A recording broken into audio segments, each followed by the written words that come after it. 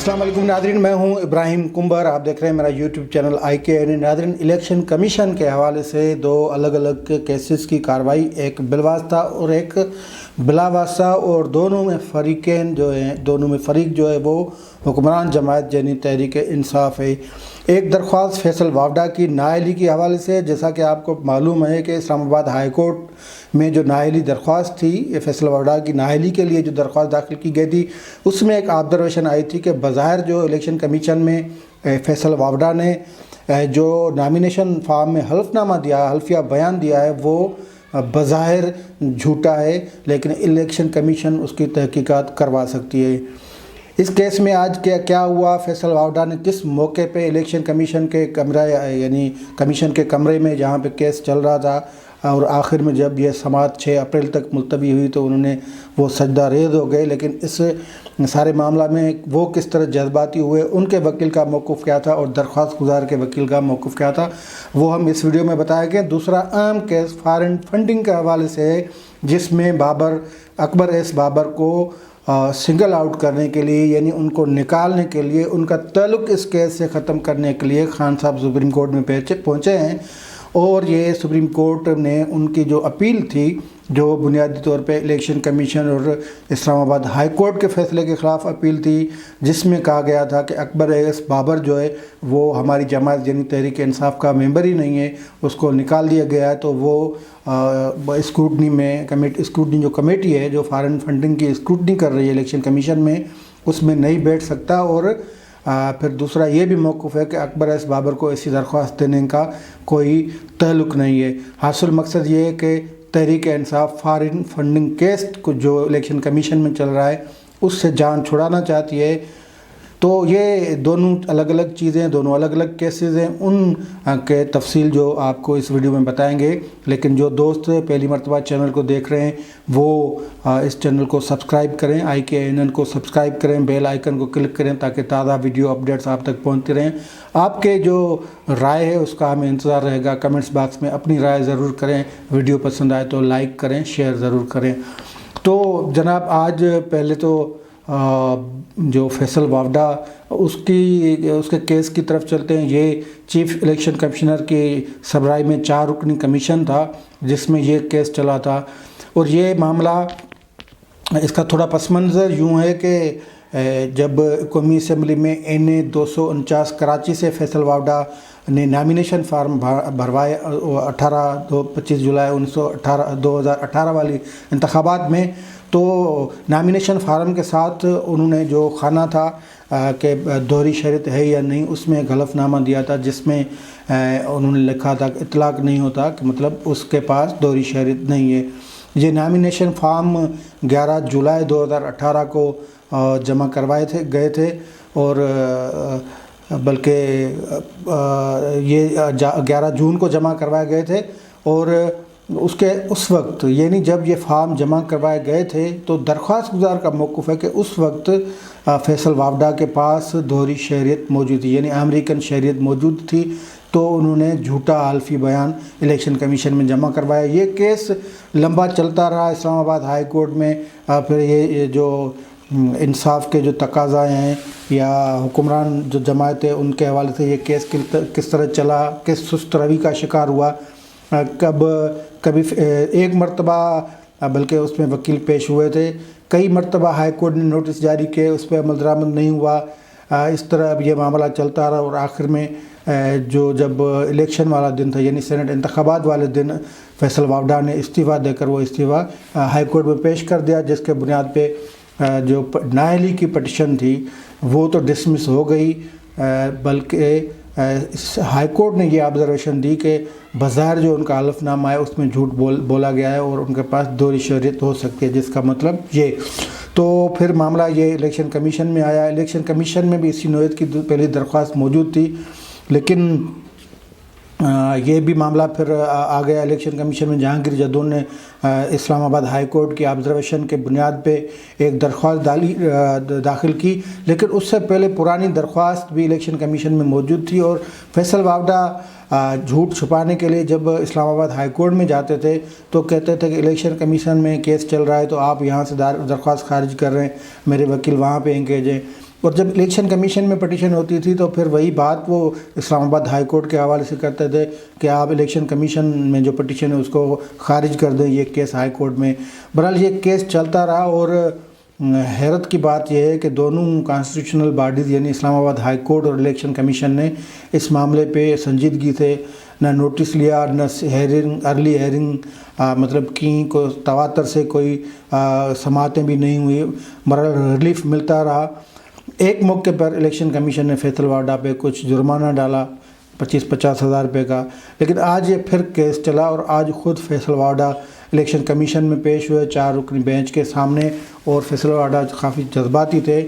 انہوں نے یہ موقف رکھا کہ میں نے جو حلف نامہ دیا ہے، ابھی آپ جھوٹ کا ایک اندازہ دیکھیں کہ جو حلف نامہ دیا ہے وہ سچا ہے، لیکن الیکشن کمیشن اس پہ سماعت نہیں کر سکتی، الیکشن کمیشن ان کی انکوائری کروا سکتی ہے۔ بلکہ فیصل واڈا نے یہ کہا کہ اگر میں جھوٹ بولوں تو مجھے بھلے پھانسی پہ چڑھوایا جائے، جس پہ الیکشن کمیشن کے ایک ممبر نے ناپسندیدگی کا اظہار کیا، اور انہوں نے کہا کہ جو قوانین میں، الیکشن قوانین میں جو سزا نہیں ہے وہ ہم نہیں دے سکتے۔ لیکن وہ بڑے اپنے ڈھیٹ انداز میں واڈا یہ کہہ رہے تھے کہ میں نے جو حلف نامہ دیا ہے وہ سچ پر مبنی ہے، حالانکہ یہ الیکشن کمیشن کے ریکارڈ سے اسلام آباد ہائی کورٹ میں چیز ثابت ہوئی تھی کہ جس دن الیکشن کمیشن میں یہ حلف نامہ دیا گیا تھا اس دن امریکی شہریت فیصل واڈا کے پاس تھی، اور امریکی شہریت جو ہے وہ کوئی 16 دن کے بعد وہ اس کا ختم ہونے کا سرٹیفکیٹ آیا ہے، یعنی اس کے بیچ میں ہی حلف نامہ دیا گیا تھا، تو وہ جھوٹ کسی حد تک ثابت ہو گیا تھا۔ لیکن پھر ہائی کورٹ نے تھوڑا جو کہتے ہیں کہ پرہیز کا یا تحمل کا مظاہرہ کیا تو نااہل قرار نہیں دیا۔ آج جب الیکشن کمیشن میں یہ معاملہ ہوا تو بیرسٹر معید جو فیصل واڈا کے وکیل تھے، انہوں نے لمبی چوڑی بحث کی، پھر فیصل واڈا خود اس میں آئے، روسٹرم پہ آئے، پھر انہوں نے بڑے جذباتی انداز میں کہا، تو الیکشن کمیشن نے کہا کہ یہ تو ہم دیکھ لیں گے، لیکن یہ ہم کسی کو، کسی شہری کو، کسی شخصیت کو، کسی سیاسی پارٹی کو نہیں دیکھتے، ہم جو قوانین اور قوانین کے جو کتاب ہیں ان کو دیکھتے ہیں، پھر اس پہ فیصلہ کرتے ہیں۔ تو یہ الیکشن کمیشن میں جو فیصل واڈا نے جو جواب داخل کروایا اس پہ تمام درخواست گزار جو ہیں ان سے جواب طلب کیا گیا ہے۔ الیکشن کمیشن میں فیصل واڈا جب جذباتی تقریر کر رہے تھے، جس پہ ان کو جو وکیل تھے، مخالف وکیل جہانگیر جدو نے کہا یہ تو سیاسی تقریر یہاں پہ کر رہے ہیں، ان کے وکیل بھی موجود ہیں، تو وکیل نے مختلف دلائل دیے اور کوشش کی کہ ان کی جان چھڑوائی جائے، کیونکہ پرانا کیس ہے اور نامینیشن فارم وہ بھی الیکشن کمیشن کے سامنے ہے، قانونی طور پہ بچنا محال ہے۔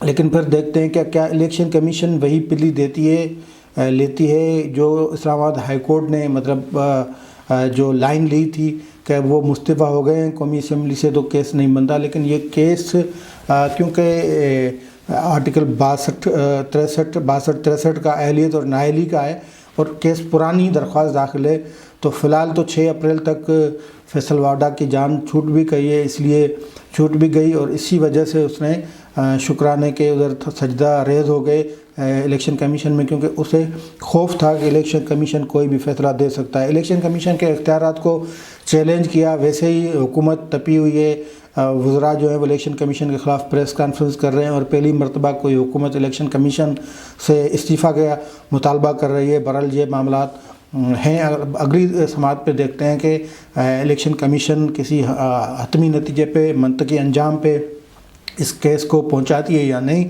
6 اپریل تک ایکسٹینشن دے دی گئی ہے، اور 6 اپریل کو امید ہے کہ جب درخواست گزار دلائل دیں گے تو اس کیس کا فیصلہ ہو جائے گا۔ یہ الیکشن کمیشن سے کے حوالے سے فیصل واڈا جو کہ وزیر اعظم عمران خان کے دوست ہیں، اور عمران خان صاحب نے خود ایک جو فراڈ کیا فیصل واڈا نے دوہری شہریت کا، اس میں ان کا ساتھ دیا، استعفیٰ دیا، قومی اسمبلی سے دلوایا، پھر سینٹ کی ٹکٹ الاٹ کروائی، سندھ اسمبلی سے سینیٹر منتخب کروایا، پھر یہ کنٹینیو ان کو وزیر جو پانی کے وسائل یعنی ان کا واٹر سورسز کا ریسورس کا وزیر بنائے رکھا ہوا ہے، قلمدان ان کے پاس ہے۔ تو یہ عمران خان اور ان کی آپس میں جو محبت ہے، جو دوستی ہے، وہ اس طرح نبھا رہے ہیں کہ اداروں کو انڈرمائن کریں۔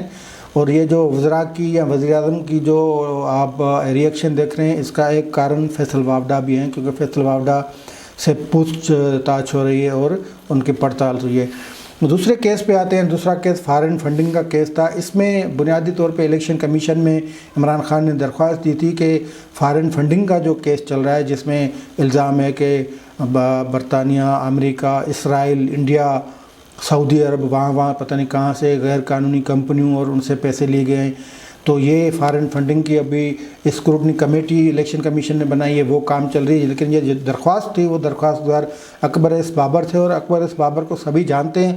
وہ تحریک انصاف کے بانی کارکنان میں سے ہیں، بانی سربراہان میں سے ہیں، اور یہ عمران خان کے ساتھ انہوں نے یہ تحریک بنائی تھی، پھر چلائی تھی. پھر اختلافات ہوئے تو اکبر ایس بابر نے الیکشن کمیشن میں یہ درخواست دی کہ جو ممنوع ذرائع ہیں ان سے فنڈنگ آئی ہے. اور آپ کو پتہ ہے عمران خان فنڈ لینے کے لیے تو ماہر ہیں، تو یہ پھر نہیں دیکھتے. ان سے شاید یہ غلطی ہو گئی کہ یہ فنڈ کہاں سے آئے ہیں. واقعی اسرائیلی کمپنی، بھارتی کمپنی، کوئی وہ ممالک جن سے فنڈز لینا یا وہ سورسز، وہ جماعتیں، وہ گروپس، ان سے فنڈنگ لینا جن کی منع ہوئی ہے. اور یہ الیکشن ایکٹ یہ سب کچھ پتہ تھا، یہ قوانین پاکستان کے موجود ہے کہ ممنوع ذرائع سے اگر کوئی پارٹی فنڈ لے گی تو پھر اس کے خلاف کارروائی ہوگی. یہ سارا کیس تھا. تو انہوں نے ایک الیکشن کمیشن میں درخواست ڈالی کہ اکبر ایس بابر ہماری جماعت کا، یعنی تحریک انصاف کا ممبر نہیں ہے. ہم نے انہیں کوئی ستمبر 2011 کو ہم نے ان کو نکال دیا تھا. تو یہ درخواست الیکشن کمیشن نے خارج کر دی. 26 ستمبر 2011 کو اکبر ایس بابر کو نکالا گیا، یہ الیکشن کمیشن کو بتایا گیا. لیکن الیکشن کمیشن نے اس درخواست کو خارج کر دیا. اور تقریباً یہ ہم نے ایک پروگرام کیا تھا، اس میں بتایا گیا تھا کہ اسلام آباد ہائی کورٹ اور الیکشن کمیشن میں کوئی 19-20 درخواستیں یہ جو فارن فنڈنگ کا معاملہ اس کو رکوانے کے لیے ڈالی گئی تھیں، لیکن سب کی سب مسترد ہوئیں. الیکشن کمیشن نے جب قرار دیا کہ اکبر ایس بابر تحریک انصاف کے ممبر ہیں تو اس معاملے کو پھر اسلام آباد ہائی کورٹ میں چیلنج کیا گیا. ہائی کورٹ نے بھی اس الیکشن کمیشن کا فیصلہ برقرار رکھا. تو عمران خان سپریم کورٹ پہنچے ہیں، اور سپریم کورٹ میں جسٹس مشیر عالم کی سربراہی میں آج ہیئرنگ ہوئی ہے. اور سپریم کورٹ میں انور منصور علی خان جو کہ سابق اٹارنی جنرل ہیں، انہوں نے عمران خان کا کیس پیش کیا. انہوں نے کہا کہ جو فارن فنڈنگ کی اسکروٹنی ہو رہی ہے، یعنی جو تحریک انصاف نے فنڈز لیے تھے اس کی اسکروٹنی جو ہو رہی ہے اس پہ تو ہمیں اعتراض نہیں ہے، لیکن اس اسکروٹنی میں اکبر ایس بابر نہیں بیٹھ سکتا. اس کمیٹی میں اکبر ایس بابر ان کے اجلاس میں نہیں بیٹھ سکتا. کیونکہ اکبر ایس بابر پارٹی کا ممبر ہی نہیں ہے. تو عدالت نے پوچھا کہ آپ نے کب ان کو نکالا تھا، جس پہ انور منصور نے بتایا تھا 26 ستمبر 2011 کو اکبر ایس بابر کو پارٹی سے خارج کیا گیا تھا. اکبر ایس بابر کا موقف یہ ہے کہ انہیں پارٹی سے خارج کرنے کا کوئی نوٹس ہی نہیں ملا، کوئی چیز ریکارڈ پہ ہی نہیں ہے. تو میں تو ان کا پارٹی کا بنیادی کارکن ہوں، بنیادی ممبر ہوں، بنیادی لیڈر ہوں. تو اس پہ معاملہ یہ ہوا کہ ان کی سماعت قابل جو درخواست ہے، جو اپیل ہے، وہ قابل سماعت قرار دے دی گئی ہے اور نوٹس جاری کر دیا گیا اکبر ایس بابر کو. اب اکبر ایس بابر جو جواب داخل کرائیں گے وہ اس میں کلیئر کٹ بتائیں گے کہ وہ پارٹی کے کب ممبر بنے تھے، کب تک رہے، اب بھی ان کا پارٹی کے ساتھ کیا تعلق ہے اور اس کیس کی تفصیلات کیا ہیں. لیکن کہنے کا مقصد یہ کہ عمران خان صاحب یہ سارے جتن اس لیے کر رہے ہیں کہ کسی بھی طرح الیکشن کمیشن ان کے خلاف جو فارن فنڈنگ کیس ہے وہ روک دے. عمران خان سمجھتے ہیں کہ ان پہ یہ ایک تلوار لٹک رہی ہے جو کسی بھی وقت نہ فقط اس پارٹی کو لیکن پارٹی کی پوری قیادت کو وہ سیاسی طور پہ وہ تلوار ان کے گردن کاٹ سکتی ہے اور پھر وہ کسی کام کے نہیں رہیں گے. یہ خوف ہی ہے جو ایک طرف ان کو کھایا جا رہا ہے. ایک طرف وہ اسلام آباد ہائی کورٹ چلے گئے، پھر اب سپریم کورٹ آئے اور یہ سپریم کورٹ میں اب ان کے وکیل یہ منت سماجت کر رہے ہیں کہ کسی بھی طرح سے اکبر ایس بابر کو اس کیس سے نکالا جائے.